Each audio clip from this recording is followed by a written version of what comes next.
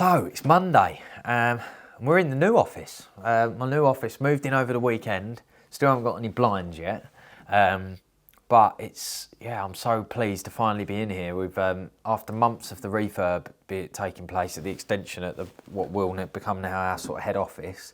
It's finally finished, and everybody's moved in upstairs that we're moving across. Myself, our financial director, everybody here, head of sales, everybody's on, nestled in. Sam's here with his desk, and we've got our media room that we were hoping to put in place. We've got extended areas for meetings, a nice morning huddle area with a nice TV screen to sort of lead the morning all hands meetings. So yeah, really, really pleased. It's a lovely environment, bright, no air conditioning yet, because we've been delayed with that. But all in all, it's bloody really good. I'm really pleased with it, loving it. So it's about the 15th of January now, so it's quite a pivotal point because we're halfway through January, so it's the midway point of the month. So this is really like the first half. How's it been going? Are we sort of 50% on track for all of our targets and key business metrics? And that I analyse everything from a marketing perspective. So the number of people visiting our website, to the conversion rate on that website, to the number of quotes we're pumping out, the returning customers, number of transactions per customer, the average invoice value, all the way through down to our profitability and our margins and everything in between. So I'll give you an example. We have a target of an average invoice value of £700. Looking so far month to date, we're about 530. So we're under by quite a substantial amount our target invoice value. So now I need to look at, okay, is that because we've had a quiet start to the month and people are a bit, given the economy, people are spending a little bit less, but okay, pipeline wise, we've got some really lumpy stuff that's just taking a little bit of time to get over the line. Is that going to redistribute the average invoice value for the second half? But we want to be ahead of it. We don't want to be waiting until we get management accounts at the end of the month and then going, oh, we had a really bad month. We've got a manic week ahead. I've got a few days in London this week, with some really, really exciting new meetings that I'm sort of wingmanning some of the sales team in to go and help them. I love getting back involved in that sort of stuff. We're sponsoring an awards ceremony, which we're going to attend, and I was told this morning I've got to do a speech for that, so I've got to prep for that. I've got a meeting with my bank manager. We've got a month end for December's management accounts review with the finance team. I've got a lunch with my SEO person who helps out as our consultant, Mark. So I'm looking forward to doing that. I've got a weekly business review tomorrow. Me and Sam are going to be trying to film as much content as we can for some of the website and some marketing pieces for the Totally Branded YouTube channel. I've got, it's pretty full on. We've got, and all the other odds and sods in between. So exciting week. Hopefully you guys will be along for as much of it as possible.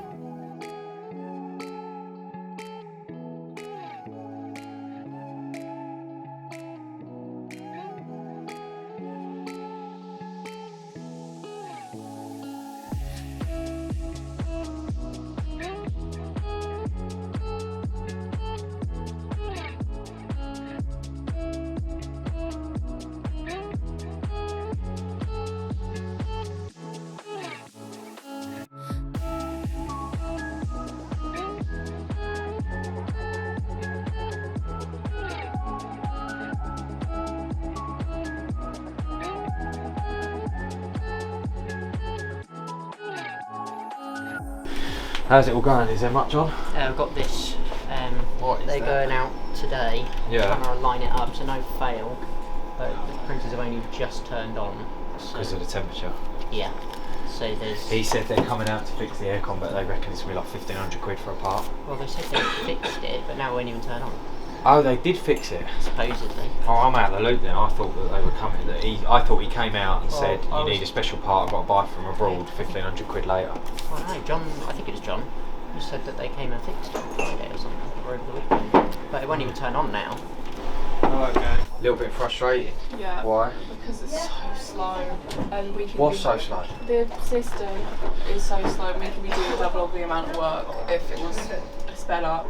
I mean, I'm processing, helping Jack process, and okay.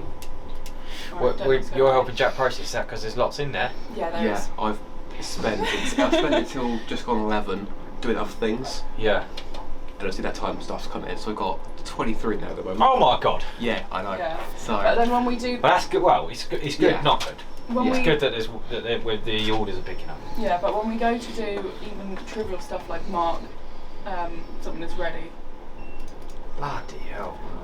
It's obviously, as every day is going by, more and more data's going in here. It's going to get worse and worse to the point when it just won't run. So we're all good. So it's picking up, and we've got more and more coming in. Yeah. Yes. Get in there. Happy It'll days. be good once it's Once that's Once it gets software, quick, yeah. yeah. Let me know what Cody says. yeah, well. Yeah? Alright, cool. Thanks. Alright, Christian. Nice coat. What's that? So, Whoa. different. Napkins. Yeah, trying to get them sorted in the corner. They look smart. They look come out nice, don't they? How many of them you got to run? 50. 50. Nice. Look good. You got to go out today? Tomorrow, I think. Head of the game, aren't we? I need to give this to Nate. When I see something funny, do not shut, leave open. And it's shut.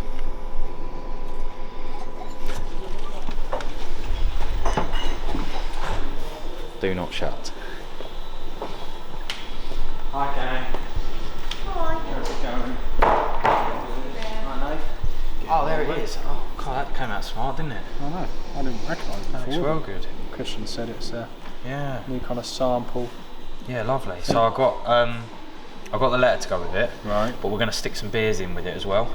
Cool, you got But one for me. if you could just ideally not drink the beers before we ship it out, that'd be great. That's a hard promise. So, is that working alright? Smart. Smart, yeah. Yeah. It's getting around. Yeah. Just clean the paint. What, with the connection or with Sometimes it just doesn't like to connect at all. And then sometimes it's just idles, doesn't do anything. Now it's up and running because I started it like 2 hours ago before doing it. Okay, mate. Alright, bud. Nice one.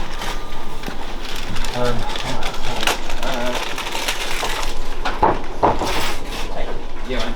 Can I order some slightly better calipers, please? 'Cause the plastic Calipers? ones are Yeah, how much are they? probably about 20 quid. Yeah, send me the link to the ones, yeah? Yeah.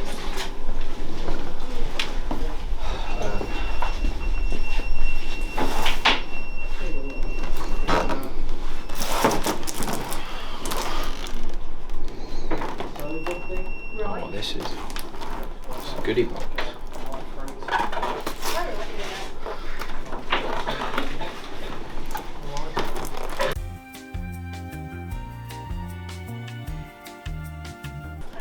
Oh, I know what these are.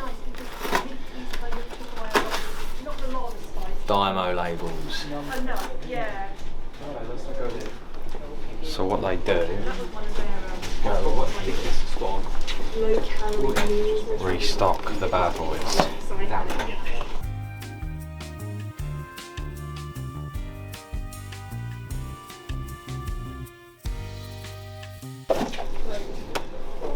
Job done. On my bit. They're quite big. Oh yeah, bloody hell, they're huge. Cost for order quantities, 1 to 1,000. That's not bad. So when they say 1 to 1,000, they don't mean 1, 2, 3, 4, 5. They mean break it up into price breaks. So you do 25, 50, 100 all the way through. We are evaluating based on cost, quality of product and availability. So my proposal would be, especially given the amount of time you've got, go for a budget and then a mid-range. Yeah. So we're covered, because I went wrong on a previous tender. I just optimised all for low cost, and then it ended up coming back to bite us because they didn't like the quality of it. But they'd written, but these people have been quite clever. They've written in there to say that they want both. They want the best of both worlds. They want quality, but they want low price.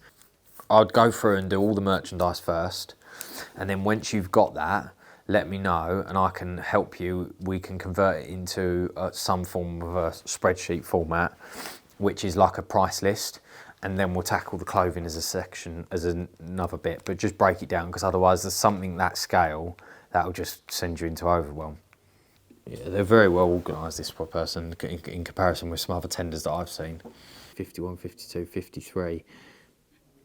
50, so you've got 53 times 2 because you've got to do 2 offerings.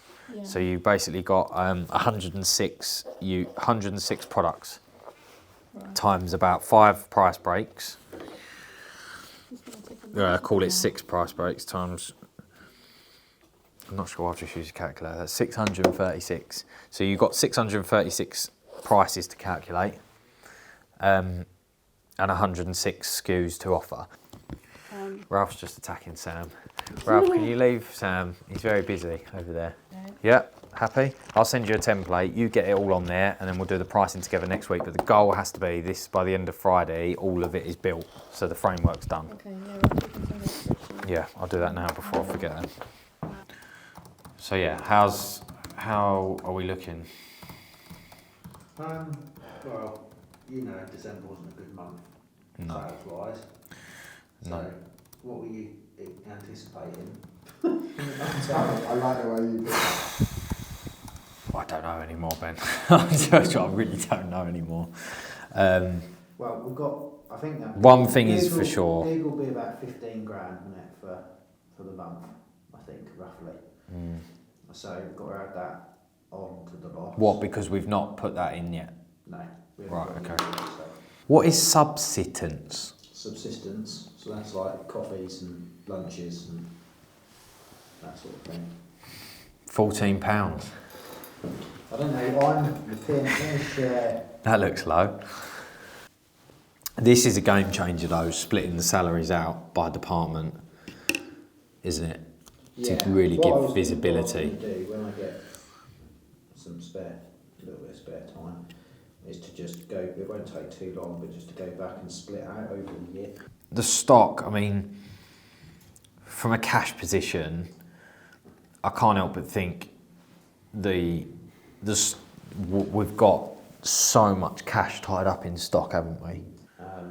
That's why I can't help but think that a quick win here is at present. I mean, I'm getting a list. Phil's working on a list for me at the moment of stuff that hasn't moved for 6 months, so that we can almost chop the bottom of that off. Today, there's been a few jobs that we've run lanyard, and it's like it's not profitable, but it's cash. It's a few £100 coming in, which is just contributing at the moment. If in a month's time, when things are picked up, yeah, I think it's worth it. But short term, I'm like, we've got the stock sitting there. The labour is prepaid. It's got to be paid for regardless. The machine is sitting there. Somebody's offering £300. Do you want to do some work for me? Effectively, it's 100% profit. It's not, but everything else is fixed, isn't it? It's a short-term way of looking at it, but that's where I'm at the moment. You said it's not working. Is that in terms of not being able to process stuff quick enough on it? It's just so slow, yeah. It's like, I can't even remember what we get out of it. Sam, what do we get out of it an hour? Lanyard, roughly. Between 10 and 20. 10 and 20 lanyards, like, for an hour. I mean, I don't even know what we charge per lanyard, but the going rate is a couple of quid. Yeah. I mean, it don't take a genius to think if you're paying someone, £10 plus add 30% for overhead and say that it's costing £14 an hour just to run it without material costs. The maths just don't stack. The big thing at the minute is just data. So everybody's working on huge bit on data collection. Cody's working on it. He's trying to create sort of real profitability by machine so we can make some more informed decisions. Ready? Like literally now. So we're wrapping up another really good week in hindsight. I think when you zoom in and look at day to day, some days it's like peaks and troughs and feeling like we're not getting anywhere. But if you zoom out and analyse the week, in a nutshell, most weeks there's plenty of good things to grasp onto. So no, it was good. It's been a bit of a shorter vlog this week, which some of you are probably grateful for, others maybe not. But we've got, Sam is going to have a few days off, and I've got so accustomed to his help in vlogging, we're just not going to be able to get and commit to our promise while Sam's off and getting the vlog out, because he's off for a couple of days. I'm heading down to London to some awards that we're sponsoring, to spend a couple of days visiting customers and some new prospective customers. And so we're going to find it difficult to cram all that in, me and Sam be apart from each other and still get the vlog out. So we're cutting it short this week, but we just wanted to make sure we still get something out and we deliver for week 2 of our, we don't want to buck the trend already of not getting the vlog out weekly. But yeah, no, all in all, been a good week so far. Got a hectic last 2 days of the week coming up ahead. But we've really, starting to make some progress now. And I feel like, although the sales are not quite there yet, we're not booming, all the stars are starting to align, and we are really, in one of the best places, I think, to deliver one of the best customer experiences and be efficient, really deliver an unrivaled experience and be able to cope with the demand when it comes. And that's tough, because at the moment we're investing constantly on, lots of capex and lots of outlay, lots of not only cash investment but mental investment in the team, and it's very hard to keep doing that and hold your nerve when cash isn't necessarily coming in. So lots going out, but not much coming in. But I really believe we're building for the future here, and this will be genuinely, our customers will benefit from this later in the year. So I'm excited.